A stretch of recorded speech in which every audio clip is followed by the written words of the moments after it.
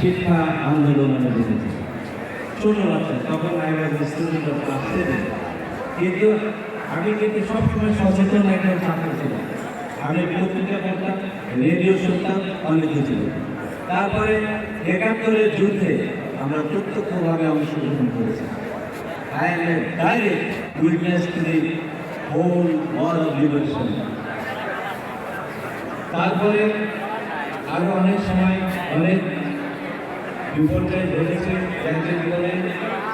এখন সর্বশেষ আমাদের একটা বিস্ময়কর সাফল্য অর্জিত হয়েছে যখন আমাদের শাসক গোষ্ঠী তারা ভুলে যায় দেশের কথা, নিজেদের ছেলেদের সুষম সুযোগের কথা, চাকরি বাকরি এবং কর্মসংস্থানের ক্ষেত্রে, তখন আমরা গার্জিয়ানরা যখন মিন করে কথা বলছি তখন তারা সোচ্চারভাবে প্রবল উদাত্ত আহ্বান জানিয়ে আন্দোলনের সেই আন্দোলনে তারা জয়যুক্ত হয়েছে। আমরা সবাই সংযুক্ত হয়েছি, তাদের নেতৃত্বকে মেনে নিয়েছি, শ্রদ্ধা করছে। আমাদের সেই সোনার অনেকের পাশে আমাদের পাশে না, আমার বাড়ির পাশে 200 মিটার পরে মুগ্ধর বাসা।